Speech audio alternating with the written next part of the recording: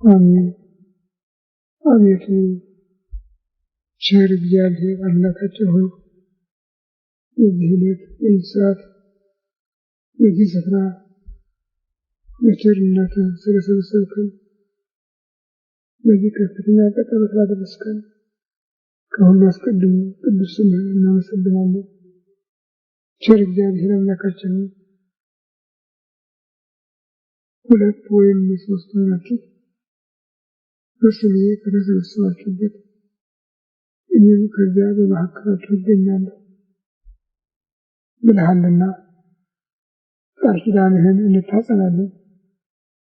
በመካከላችን እንድትገኝልን ልናውቀው የሚገባንን የሚጠቅመንን አቅማችን ሊሸፍነው የሚችለውን እንድትገልጽልን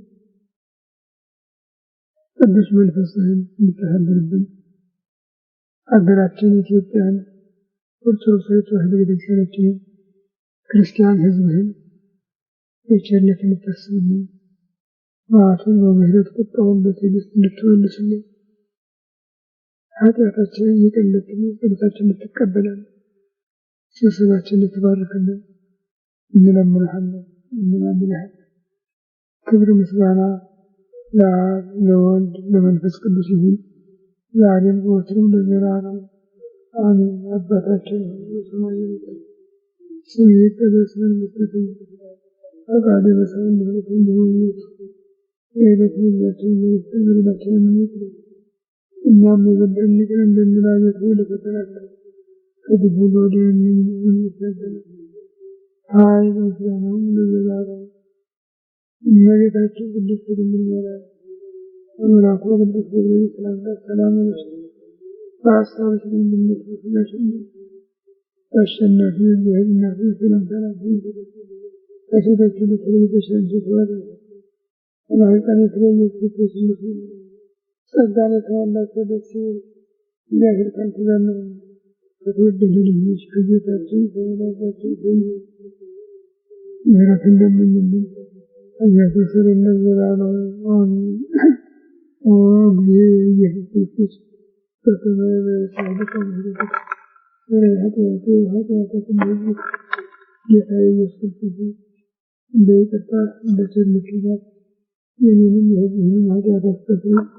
በማወቅ ባለማወቅ በማሰብ በመስራት በመናገር የተፈጸመውን ሁሉ ይቅርታ እግዚአብሔር ይባርክልን።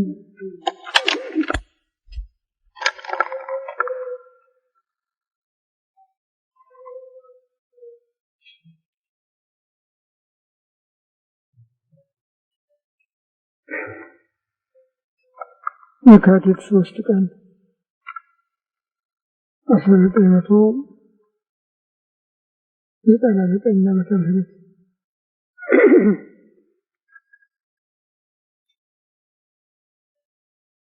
ዛሬ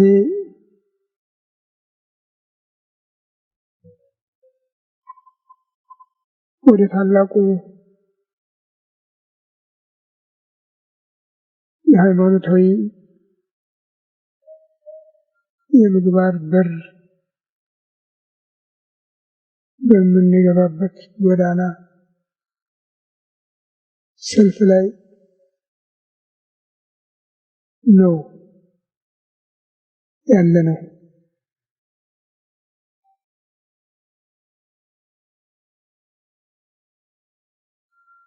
በቤተ ክርስቲያን ልዩ ልዩ አቋም ቢኖሩም ይሄ ለየት ያለ ነው።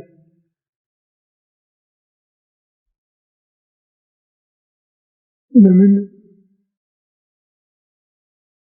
ከራሱ ከመድኃኒታችን ከጌታችን የተቀበልነው መሆኑ ነው።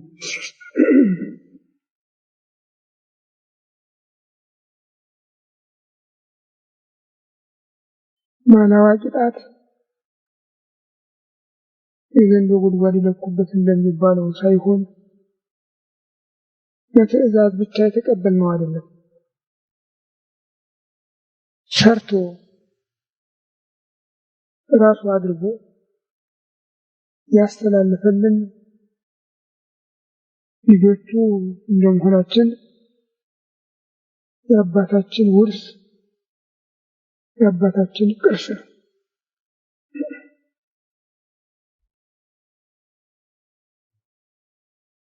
በሰው ልጅ ታሪክ ውስጥ መጀመሪያ የተሰበከ ትምህርት ቢኖር ጾም ነው። እግዚአብሔር አዳምን ሾሞ በገነት እንዲኖር ባደረገው ጊዜ በገነት ካለው ሁሉ ዛፍ ፍሬ ብላ፣ ግን ክፉና መልካም ከሚያስታውቀው በገነት መካከል ካለው ዛፍ አትብላ፣ ብትበላ ትሞታለህ ነው ያለው። ይህ የመጀመሪያው ጾም ይሄ ነው። አትብላ አትብላ።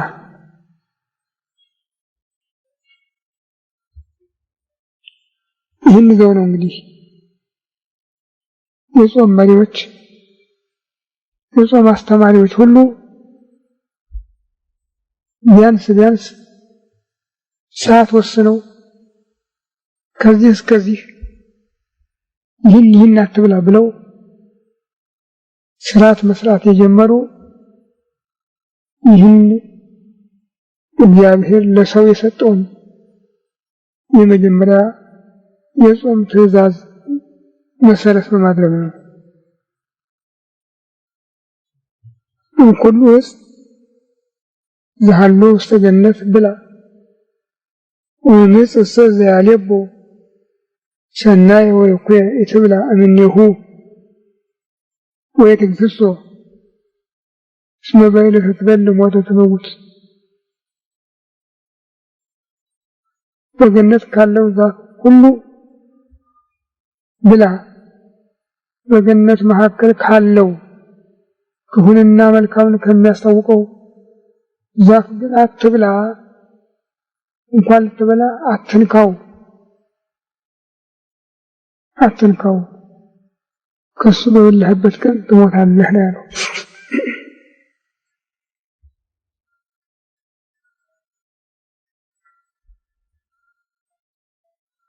ለሰው አእምሮ ሁልጊዜም የማያውቀውን ለማወቅ ጉጉት አለው።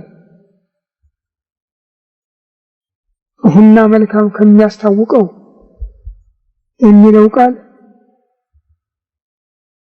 ያሰናከለው ይመስላል። ካልቀመሱት አይታወቅማ። ክፉና መልካም የሚያስታውቅ እውነታል።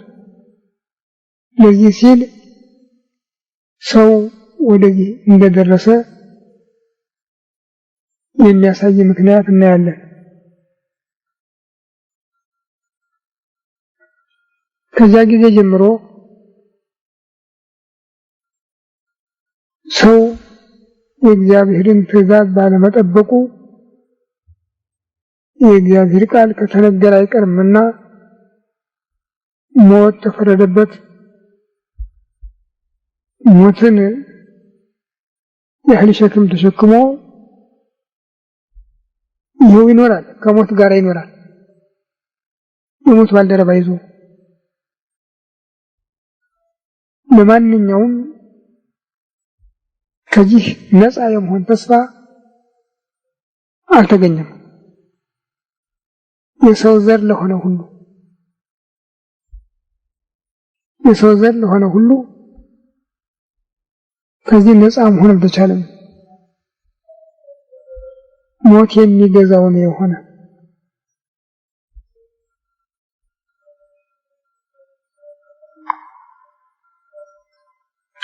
አንዱ ትልቁ ቸርነት እግዚአብሔር ለሰው ልጅ ያደረገው ትሞታለህ ብሎ በሰጠው ፍርድ ብቻ ሳይወሰን ሰው ሆኖ በፈጸመለት የቤዛነት ሥራ ሞቶ ተነስቶ የዘላለም ሕይወት ባለቤት እንዲሆን የሰጠው ከፍተኛ ጸጋ ነው። በገነት መካከል ካለው ዛፍ አትብላ ብትበላ ትሞታለህ ሲል ያዘዘው ኃያል ቃል እግዚአብሔር ሰው ሆኖ የያምን በየ ይመውት በእኔ ያመነ አይሞትም ወመኒ ሞተ ይሐዩ ይሞትም ይነሳል ሕያው ሆኖ ይኖራል። ወአነ አነስኦ በድኅሪት ዕለት እኔ በኋለኛይቱ ቀን አስነሳዋለሁ በሚል ተስፋ መልሶ የወደቀው እንዲነሳ የፈረሰው እንዲታደስ ያልነበረ የሆነው እንደነበረ እንዲሆን አድርጎታል። ይህ ባይሆን ኖሮ ሰው የከንቱ በሆነ ነበር። ይኸውም እንኳን ኑሮ ወጣ ገብ አስጨናቂ በመሆኑ ከሚችለው በላይ እያንገላታው ነው። ይሁንና ተስፋው አሁን ሞቼ ፈርሼ በስብሼ ቀራለሁ የሚል ሳይሆን እነሳለሁ የሚለውን ተደግፏል። ችግር አሁንም ሌላ ችግር አለ። ያመነብኝ ነው የሚለው ጌታ። ያመነብኝ አይሞትም፣ ይሞትም ሕያው ሆኖ ይኖራል፣ እኔ በኋለኛይቱ ቀን አስነሳዋለሁ ይላል። እንግዲህ ሁለት አይነት ሞት፣ ሁለት አይነት ትንሣኤ ሊኖር ነው።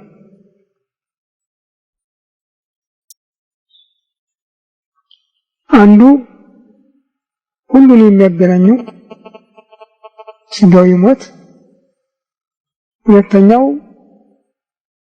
አንዱ ከአንዱ የሚለይበት መንፈሳዊ ሞት በፍርድ መውደቅ።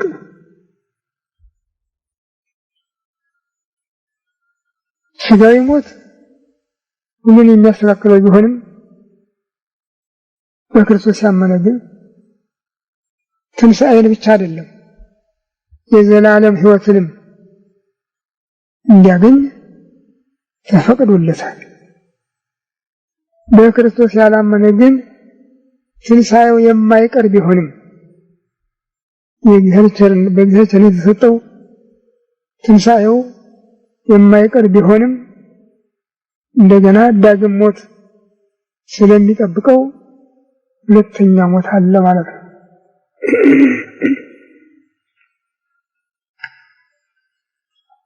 ይህ ለዚህ ሁሉ መድኃኒቱ መሰረቱ ጾም ስለሆነ አዳምን በገነት ካለው ዛፍ ሁሉ ብላ፣ በገነት መካከል ካለው ዛፍ ግን አትብላ ሲል ጾምን ያወጀለት አምላክ ሰው ሆኖ ዳግማዊ አዳም ተብሎ እዚህ ዓለም በተገለጠበት ጊዜ ለስራው ሁለተኛ ያደረገው ጾም ነው። መጀመሪያ ተጠመቀ። ተጠምቆ መዋል ልደር ሳይል ዕለቱን ዘር ተክል የሚላሽ የሚቀመስ ወደ ሌለበት ወደ ገዳመ ቆሮንቶስ ነው የሄደ። እዚያ ሄዶ 40 መዓልት 40 ሌሊት ጾመ ነው የሚለው። አንድ ቀን 2 ቀን 3 ቀን አይደለም። ይህን ማንም ሊሞክረው ይችል ነበር። ስለሱ የተጻፈው ግን 40 መዓልት 40 ሌሊት ከቆመ ሳያርፍ ከዘረጋ ሰዓት እህል ውሃ ሳይቀምስ ጾመ ነው የሚለው እና በዚህ ያ ጉጉት ስስት ይፈታተነው የነበረውን የሰውን አካል ባህሪ በመብል ላይ በመጠጥ ላይ በፍላጎት ላይ በስስት ላይ ድል አድራጊ አሸናፊ ሆኖ ወደሱ እንዲቀርብ ኃይሉን አጎናጽፎታል። በዚህ ነው ቤተክርስቲያን ጾምን የምታከብረው። ጾም ብቻዋን አይደለችም፣ ተከታዮች አሏት። እስመ ጾምማ ለጸሎት ወፍትሐ ለአርምሞ ወነቃ ለአንብዕ ወጥንተ ኩሉ ገድል ሰናይት ይላል መጽሐፍ። ጾም የጸሎት እናት ናት፣ የአርምሞ የትዕግስት እህት ናት፣ የእንባ ደግሞ መፍለቂያ ናት፣ የትሩፋት ሁሉ መሰረት ናት ነው የሚላት። መሰረት ናት። እሷ ስትቀድም ነው ሁሉ ነገር ሊከናወን የሚቻለው። እየበሉ እየጠጡ እየዘለሉ እየተቀናጡ ሰውነትን መግዛት አይቻልም። ከፍሎ እየጾሙ እየተራቡ እየተጠሙ የረሃብን የጽምን ጣዕም እያወቁ በእነሱ መሳሪያነትም ሁሉን ላድርግ የሚለውን ከኔ በቀር ላሳር የሚለውን ስጋዊ መንፈስ አዳክሞ ስራ ለመስራት የሚቻለው ጾምን ገንዘብ ማድረግ የተቻለ እንደሆነ ነው። እሷ ሁሉን ማድረግ ይቻላል። ሞቶ መዳን ይቻላል ማለት ነው።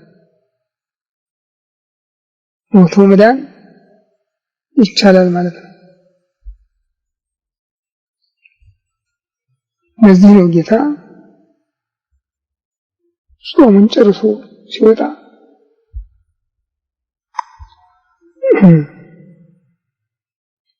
የሰው ልጅን ተጠላት መጥቶ በልኬ ተመላንቱ አይባን ህብስተ ይኩና እነሰ ወልደ እግዚአብሔር አንተ እግዚአብሔር ልጅ ሆንክማ እስኪ እነዚህ ድንጋዮች ዳቦ እንዲሆኑ ዘዝ ዳቦ ይሁኑ በል ነው ያለው። ግሩም ጥያቄ። የእግዚአብሔር ልጅ ከሆንክ ነው ያለው። የሰው ልጅ አላለም። የሰው ልጅ ከዚህ በፊት እንዳሸነፈ ያውቃል።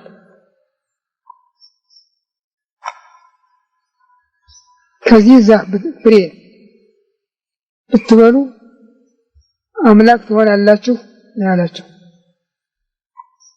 እና ያንን ያውቃል ሳይቻል እንደቀረ።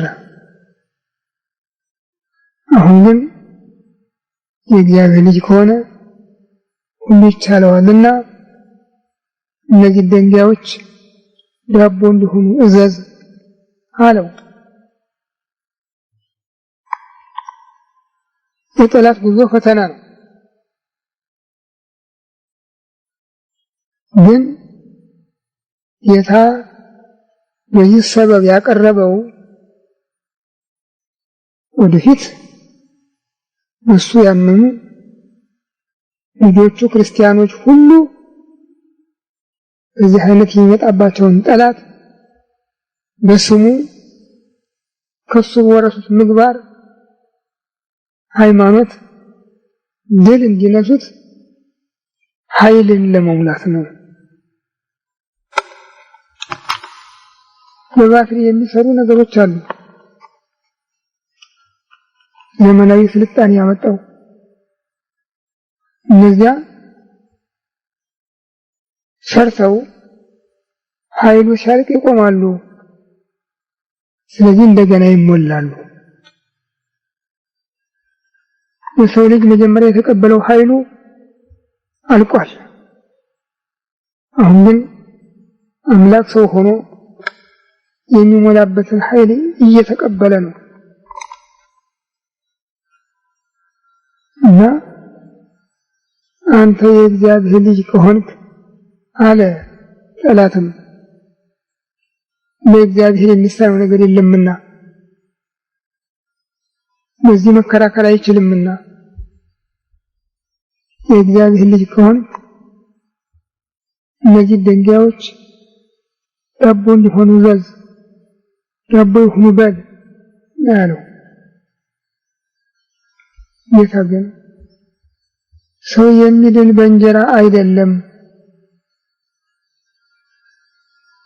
ከእግዚአብሔር አፍ በሚወጣ ቃል ነው እንጂ ብሎ እግዚአብሔር ዳን ያለው የሚድን እግዚአብሔር ሞት ያለው የሚሞት መሆኑንና ከዚህ በቀረ በእንጀራ በዳቦ በልዩ ልዩ ምግብ ሰው ቆሞ እንደማይኖር አረጋገጠ።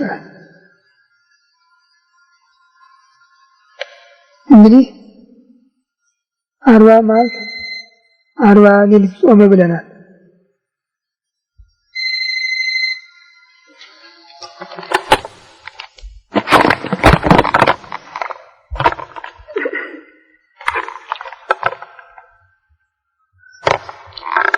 ጌታ 40 መዓልት 40 ሌሊት ጾመ ሲባል ሲጾም ውሎ ማታ እየበላ ወይም አድሮ ውሎ በማግስቱ እየበላ አይደለም። 40ውንም መዓልት 40ውንም ሌሊት ሲደመር 30 80 እዚህ ሁሉ እህል ውሃ አልቀመሰም። ከቆመም አላረፈም። እጁን ከዘረጋም አላጠፈም። በጾም በጸሎት ነው ሶስት ነው የኖረው። ይህን አይነት ጾም የጾሙ እንዳሉ መጽሐፍ ቅዱስ የተጻፈላቸው አሉ። ለምሳሌ ሙሴ 2 ጊዜ 40 ቀን እንደጾመ ተጽፏል። ኤልያስ እንዲህ ተጽፎለታል። እነዚህ ከእግዚአብሔር በተሰጣቸው ሕይወት ነው የቻሉትና ያሳለፉት። ከእግዚአብሔር ጋር የሚኖሩ መላእክት አይበሉም፣ ምግብ አያስፈልጋቸውም። ምግባቸው ሁልጊዜ ጸጋውን ማየትና ምስጋናውን መሳተፍ ነው። እንደዚህ አይነት ማለት ነው። ሙሴ ወደ ደብረ ሲና በወጣ ጊዜ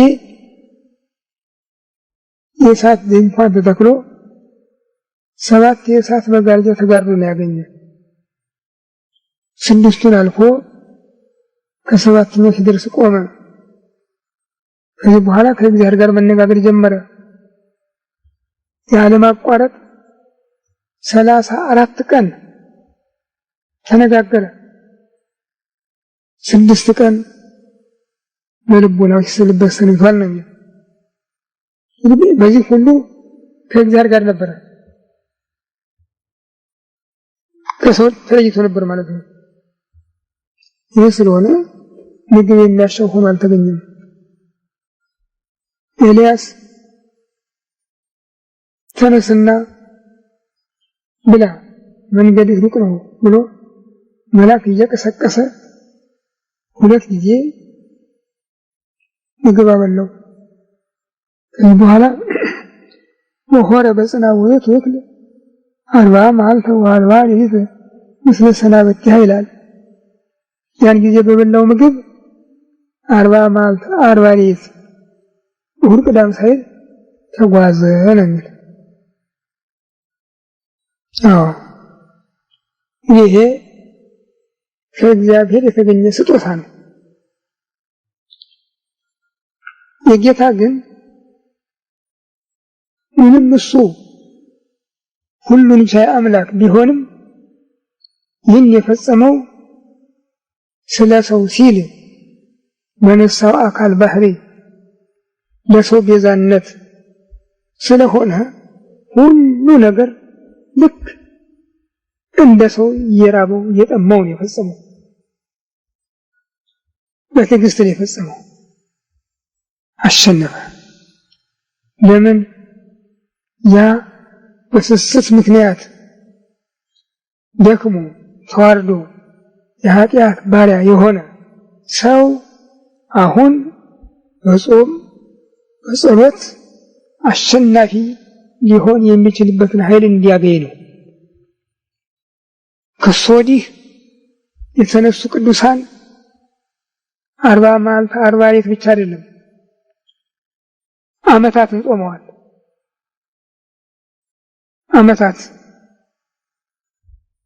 ዓመታትን ጾመዋል። በታሪካችን እንኳን እኛ በምናውቀው አቡነ ገብረ መንፈስ ቅዱስ 500 ዓመት ኖረዋል። አልበሉም አልጠጡም ነው ይባል። ይህ ከየት መጣ? ከዚያ ኃይል የተወረሰ ነው። ዜና አበውን ብናነብ ብንመለከት አንዳንድ ፍሬ እየበሉ ወር ሙሉ ምግብ የማያስፈልጋቸው እና አባ አቡናፍር እንደነበሩ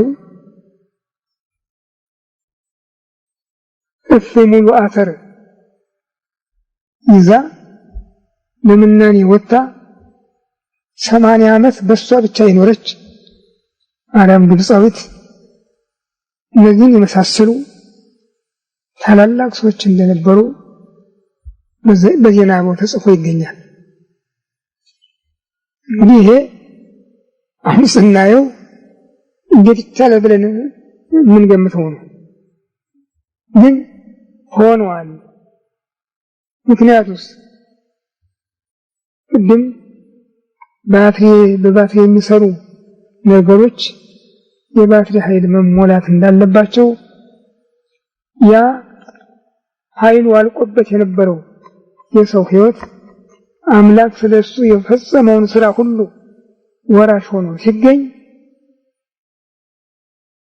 ቀድሞ ከነበረው ተስፋ የበለጠ ባለድል ሆኖ ተገኘና እንግዲህ ጌታ 40 መዓልት 40 ሌሊት ጾመ። ክርስቲያኖች ግን ዓመታት ጾሙ ማለት ያ ጾም ሌላ ኃይል ወለደ ለምእመናን እና ቤተክርስቲያን ይህንን ጾም ነው የምታስተምረው። ጌታ ከጾሙ እንደወጣ ኑ ተከተሉኝ ነው ያለ። ተከተሉኝ በሁሉ ነገር። ይሄ እሱ አይደለም ይሄኛ አይደለም ሳንል የሱ የሆነውን ሁሉ ከሱ ተቀበልነው ሁሉ ተቀብለን እሱ በሄደበት መንገድ ልንሄድ ነው መመሪያ ትእዛዝ የሰጠ። የኢትዮጵያ ቤተክርስቲያን እስከ ቅርብ ጊዜ ድረስ በጾም ትጠቀም ነበር። እንኳን ሕግ ባወቀው ጾም አንዳንድ ጊዜ ከባድ ችግር ሲያጋጥም ሕግ በማያውቀው በፈቃድ ጾም ተጠቅማ ያንን ችግር ታቃልል ነበር።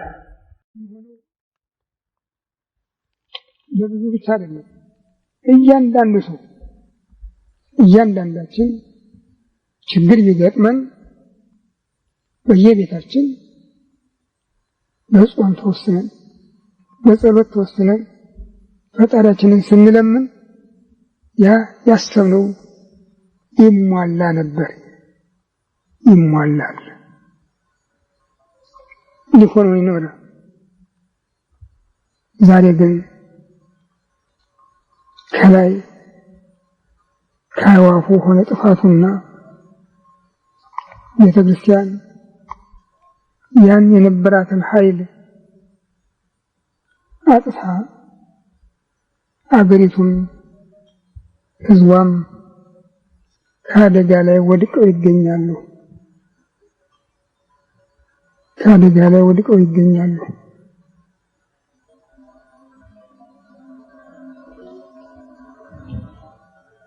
እጅግ የሚያሳዝን ህይወት ውስጥ ነው ያለነው።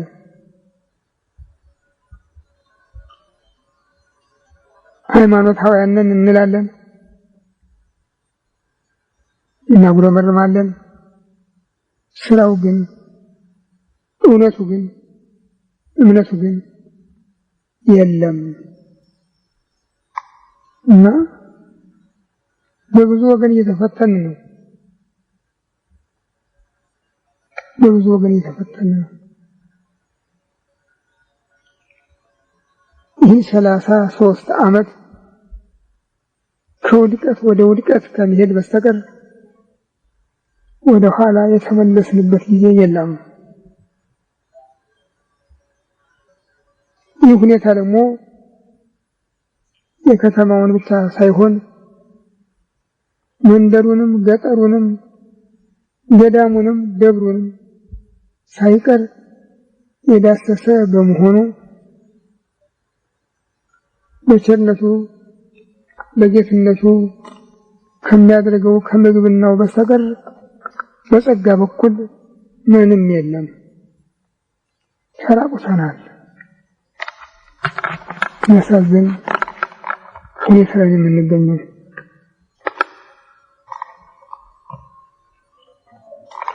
ሁሉ የፖለቲካ የወሬ ምርኮኛ ነው እና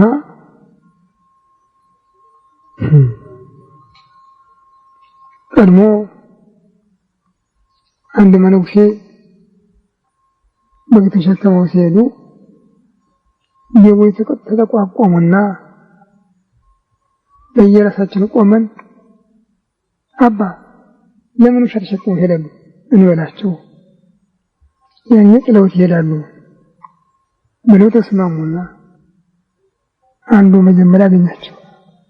አባ ምን ነው ውሻ ተሸክመው ይሄዳሉ? ሆሆ ልጄ ምን ነው በግ እኮ ነው ብለው ሄዱ። ሁለተኛው ደገማቸው። እንዲህ አሉ፣ ተጠራጠሩ። ሶስተኛው ደገማቸው። አይ ሁሉም መሰከሩበት ብለው ጥለውላቸው ሄዱ ይባላል።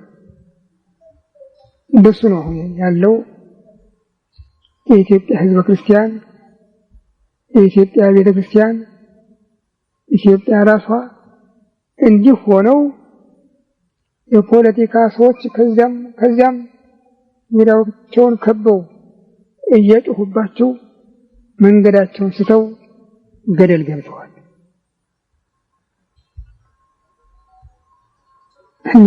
ከሁሉ የሚገርመኝ ከየስፍራው የሚያስተጋባ ወሬ አንድ አይነት ነው። ልዩነቱ ሰዓቱና መሳሪያው እቃው ብቻ ነው። በቀራው ነው የሚነገረው። ደግሞ እውነት የሚባል ነገር ጭራሽ የለም።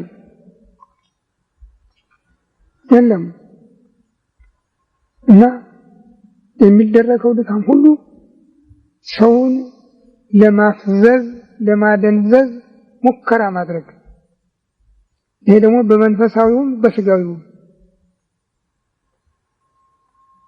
ይሄ ነው ሁኔታው። እና ቤተ መቅደስ ቤተ ክርስቲያን የእግዚአብሔር መሆኗ ቀርቶ ሰው ሰራሽ የሰው ያውም የጨዋታ ቤተክርስቲያን እስከመሆን ነው የደረሰችው። ሁሉንም ታውቁታላችሁ። የማታውቁት አለ ብዬ ዝርዝር ውስጥ ሊገባ አልችልም። በተለይ ሁለተኛውን ፓትርያርክ የቤተ ክርስቲያን ሰዎች ተፈራርመው ለሞት አሳልፈው ከሰጡበት ጊዜ ጀምሮ በሶስተኛው ፓትርያርክ ጊዜ የተመሰረተው የቤተ ክርስቲያን ሂደት እናቱን ቤተ ክርስቲያንን ረግሞና ተሳድቦ ጉዞ የጀመረ ስለሆነ ከዚያ ጊዜ ጀምሮ የእግዚአብሔር ጸጋ የተለያት ቤተክርስቲያን ያለች በአባ ተክለ ሃይማኖት ጊዜ አሮጌይቱ ቤተክርስቲያን ትውደም ይሄ ነው የተሰማው። ጥቅምት 14 ቀን 71 ዓመተ ምህረት አሮጌይቱ ቤተክርስቲያን ትውደም፣ አሮጌው ሲኖዶስ ይውደም። ክርስቲያኖች ነበሩ እንደዚህ የሚሉ ቀሳውስት፣ መነኮሳት፣ ዲያቆናት ነበሩ። ሴቶች ወንዶች ነበሩ። ፓትርያርኩ መካከላቸው ነበሩ። ጳጳሳት መካከላቸው ነበሩ። እግዚአብሔር ይመስገን በመካከላቸው አልነበርኩም።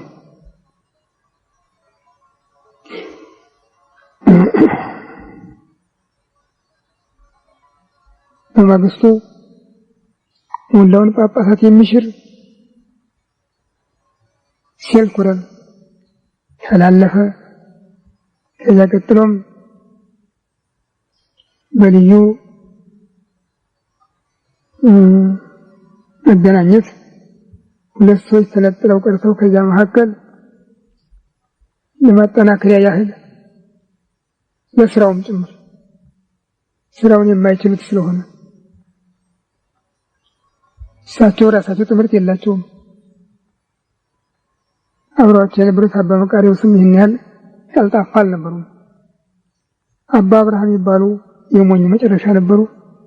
በሙያ ግን ፍጹም ስለነበሩ እሳቸውን ለንባብ ተጠቅመው ጥቅምት 13 ጥር 13 ቀን 13 ጳጳስ ሾሙ። ከዚያ ጊዜ ጀምሮ አርቲፊሻል ጳጳሳት ናቸው ያሉን።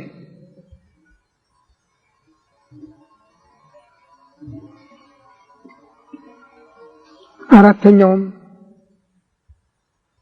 በዶክተር ተፈራ ወንዴ ሰብሳቢነት የተሰበሰበው ጉባኤ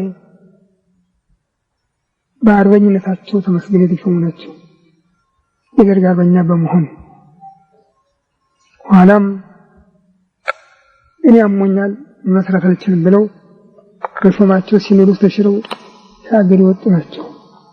ዛሬ ግን እዚያ ወጥተው ደግሞ ጉልበታም ሆነው እኔ ነኝ የቤተክርስቲያኒቱ መሪ፣ የኢትዮጵያ ቤተክርስቲያን መሪ ነኝ እያሉ ከመፎከር አልፈው ይኸው ጳጳሳትን ለመሾም ደርሰዋል። እዚህ የሻሯቸው ሰዎች እዚያም አሁን አብረው አሉ። ምንም የተደረገ ነገር የለም እያሉ ይዋሻሉ። እኛም ነበርን፣ እነሱም ነበሩ። የሰው ያለህ እያለ እየጮህን የሚሰማን አጥተን እነሱ ስልጣን ጉልበት በእጃቸው ሆኖ ነው ይህን ስራ የፈጸሙት። እዚህ መንበር ላይ የወጣ ሰው በሞት በፍርድ ካልሆነ አይወርድም እያል እየጮህን ይበቃኛል ካሉ አሞኛል ካሉ ምን አለበት ስለሆነ የዋረዷቸው። ዛሬ ምንም ቃል አልተናገሩም፣ ታፍነው ነበር ይላሉ። እግዚአብሔርን የማይፈሩ ሰዎች። ይሄኛውም ከመጡ ይሄው ያልሆኑት ሹም የላቸውም። መጀመሪያ ኦርቶዶክስ ነኝ ብለው በስጋው በደሙ ምለው ተሾሙ። ቀጥለው ካቶሊክ ሆኑ፣ ለመሆን ፕሮቴስታንት ሆነዋል። ሶስቱንም አደረሱት። ያሳዝናል። በኤጲስቆጶሳት ሹመት ስርዓት ከእሁድ በቀር ኤጲስቆጶስ አይሾም። ካቶሊክ ግን ይህን አይጠብቅም። በማንኛውም ቀን በቃልም በደብዳቤም ይሾማሉ። ቄሱንም ዲያቆኑንም። ቄስና ዲያቆንማ እንደውም አብዛኛው በደብዳቤ ከአንሮት ይልቅ የኛ ሰዎችም ሰኞ የተሾሙ አሉ፣ ረቡዕ የተሾሙ አሉ። እንደዚህ ነው። አሁን ደግሞ ይባስ ብለው እየተጋገዙ ህዝበ ክርስቲያንን ያስጨንቁታል።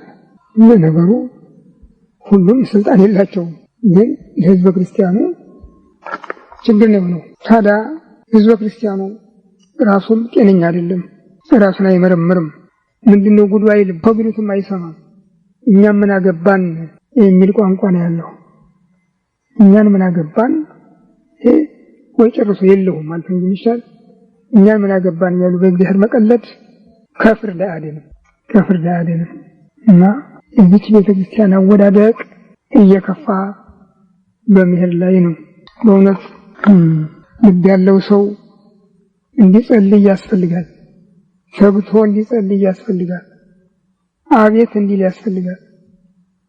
በዛች በመርከብ ላይ ጌታ በነበረ ጊዜ ውስጡ የነበሩ ምዕመናን አቤቱ አድነን እያሉ ነበር የሚጮሁ።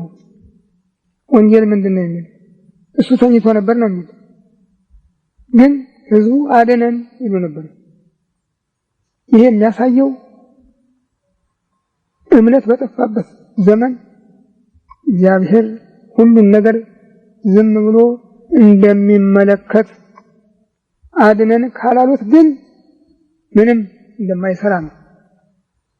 ስራ ቅቶት አይደለም ፈልጉ ይምላል ተመጡ ሀቤ ወትመየጥ ሀቤክሙ ወደኔ ተመለሱ ወደ እናንተ እመለሳለሁ ነው ያለ እና ህዝበ ክርስቲያኑ እንቢ ብሎ ነው ይህን 33 ዓመት የሚገረፍ ህዝበ ክርስቲያኑ ቤተ ክርስቲያኑ ንቆ እሱ በወደደ የሚመራ ሆኖ ቆሞን ያስቸገረ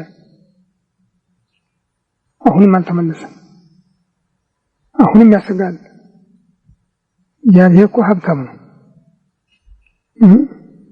በልግስናው በጎውን ነገር እየጨመረ መስጠት እንደሚቻለው በቅጣቱም በኩል እንዲሁ አለው። ሀብታም ነው እንጂ ቀልድ አይደለም። ግብፃውያንን በስጥመት ሰባ ሰዶምን በእሳት ሰባ ተጋተን በማያይ የቀጣ አምላክ የመቅጫ መሳሪያውን ብዙ ነው። አንሰማም እንጂ አሁንም እያየን እየሰማን ነው። ያለፈውን ዓመት እንተውና በዘንድሮ ዓመት በመስከረም በጥቅምት በጅማ በኢሉባቦር በምዕራብ ወለጋ የተፈጸመው ክርስቲያናዊ ልብ ላለው የሚያስተኛ አይደለም። እንቅልፍ የሚያስወስድ አይደለም። በ84ም ይኸው ነገር በሐረር ባሩሲ በባሌ በአሰቦት ተደርጎ ነበር። አሁን ደግሞ መጣ። ልክ ያደርገዋል እግዚአብሔር ልክ መለስ ያደርገዋል። የሚሰማ እንዳለ ብሎ ነው።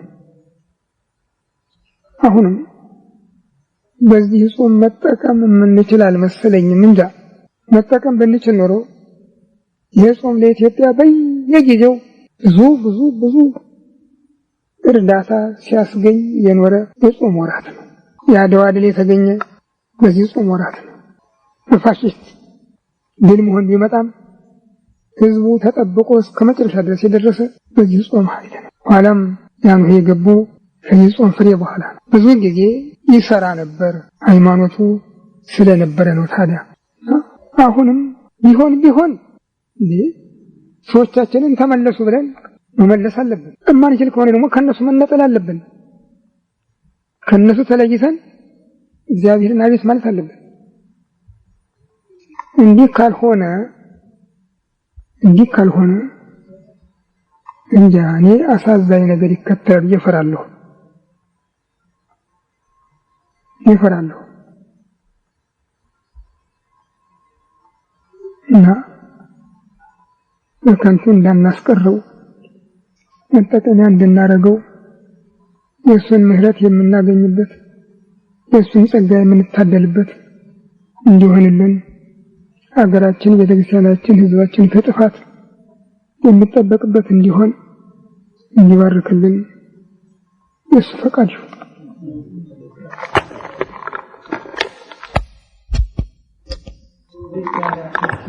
በነበረው ጦርነት ጊዜ የነበሩ ሰዎች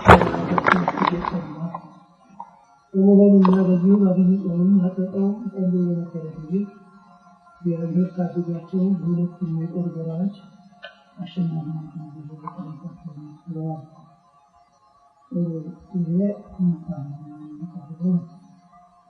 እንዲህ ከሆነ ትግራይ ባድመ ዛላንበሳ ወረራ በተካሄደ ጊዜ አሸናፊ ሆነው በድል ከተጎናጸፉ በለው ጸሎት ነበር። እነሱ በመንጠረትና አሸናፊ ሆነው የመቼውን ዛላንበሳ የመቼውን ህግ መሰረት ሰዓት ውስጥ ከስንት ነው የሚጾሙት? እንደገና ደግሞ አሳ በጾም በመብላት የሚሳሳት ክርስቲያኖች አሉ እና ሰዓታቱን እንድትተው በአሳ ጾም በጾም ይበላል ይሄ በጾም ይበላል የሚል አላገኘም። ስጋ ነው። ሌላም ምንድነው ተብሎ የሚነገረው? አይኑ የሚያየውን ያስተባብራል። ደም ይወጣዋል፣ ደም ይፈሰዋል። ስጋ ነው፣ ስብ ነው። ምን ምክንያት አለው?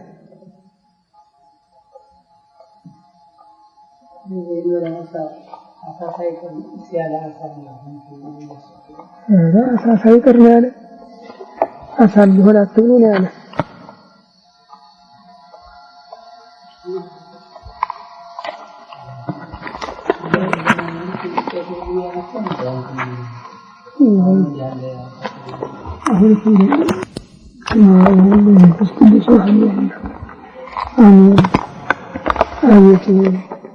ቸር እግዚአብሔር አምላካችን በዚህ ዕለት በዚህ ሰዓት በዚህ ስፍራ በቸርነቱ ስለሰበሰብከን በዚህ ከፍተኛ ቀጠሮ ስላደረስከን ስብሰባችንን በሰላም ስላስፈጸምከን ከሁሉ አስቀድሞ ቅዱስ ስምህን እናመሰግናለን። ቸር እግዚአብሔር አምላካችን ሆይ እስከ ዓለም ፍጻሜ እኔ ከእናንተ ጋር ነኝ ብለሃልና እንዳትለየን፣ እንዳትርቀን፣ እንድታደገን፣ እንድትጠብቀን ከመከራ ሥጋ ከመከራ እንድትሰውረን ሀገራችን ኢትዮጵያን ኦርቶዶክስ ተዋሕዶ ቤተክርስቲያን ክርስቲያን ሕዝብህን በቸርነት እንድታስብልን ይህን ጾም የጸጋ የበረከት የስርየት ኃጢአት የምህረት አድርገህ እንድትባርክልን እንለምንሃለን፣ እንማልድሃለን። ክብር ምስጋና ለአንተ ለቸር አባትህ ለመንፈስ ቅዱስ ይሁን ዛሬም ዘወትርም ለዘላለሙ አሜን።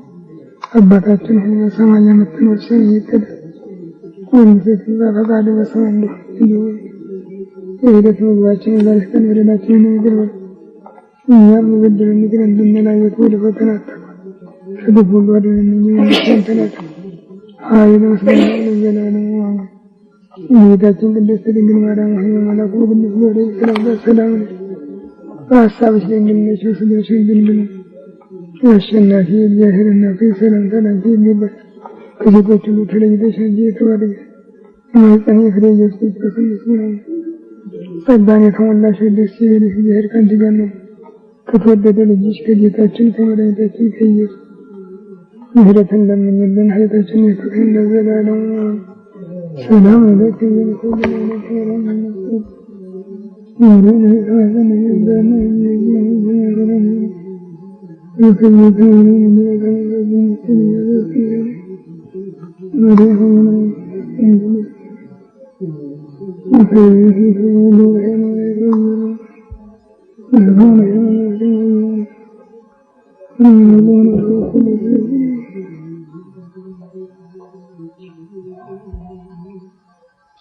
ቸሪቱ አማላጅቱ አምላክ ወላዲተ አምላክ ቅድስት ድንግል ማርያም ስለ ኃጥአን ሁሉ በአብ በወልድ በመንፈስ ቅዱስ ዙፋን ፊት በምታቀርቢው በአማላጅነትሽ እኛንም እንድታስቢን እንድትለምኝልን እንድታማልጅን አገሪቱን ርስት ሕዝቧን አስራት አድርገሽ ሰጥተሻለሁ ያለሽን ቃል ኪዳን እንድታሳስቢልን ይህችን ሀገር ከጥፋት እንድታድኝልን እንለምንሻለን፣ እንማልድሻለን።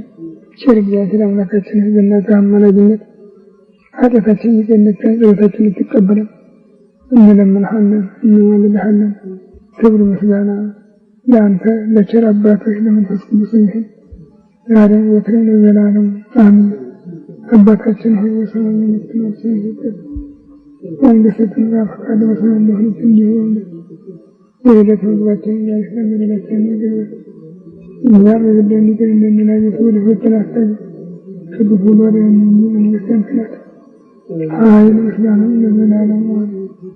እመቤታችን ቅድስት ድንግል ማርያም ሆይ በመልአኩ በቅዱስ ገብርኤል ሰላምታ ሰላም እንልሽ፣ በሐሳብሽ ድንግል ነሽ፣ በሥጋሽም ድንግል ነሽ። የአሸናፊ የእግዚአብሔር እናት ሰላምታ ላንቺ ከሴቶች ሁሉ ተለይተሽ አንቺ የተባረክሽ የማኅፀንሽ ፍሬ ኢየሱስ ክርስቶስ ይመስገን። የተወለድሽ ደስ ይበልሽ፣ እግዚአብሔር ከአንቺ ጋር ነው። ከተወደደ ልጅሽ ከጌታችን ከመድኃኒታችን ከኢየሱስ ምሕረትን ለምኝልን፣ ኃጢአታችንን ይቅር ይበለን ለዘላለሙ ኢየሱስ ክርስቶስ በከመ እበየ ሳህልከ ወምህረትከ ስረይ ኃጢአተየ ወኃጢአተ ኩሉ ሕዝብከ ጌታዬ ኢየሱስ ክርስቶስ እንደ ይቅርታህ እንደ ቸርነት ብዛት የኔንም የሕዝብህንም ኃጢአት አስተስርይ። በማወቅ ባለማወቅ በማሰብ በመስራት በመናገር የተፈጸመውን ሁሉ እግዚአብሔር ይፍታ። ያበረከት ይወልድህ መንፈስ ቅዱስ ከሁላችን ጋር ይሁን። ወደ አስማን ለሚሄድ መንግሥተ ሰማያት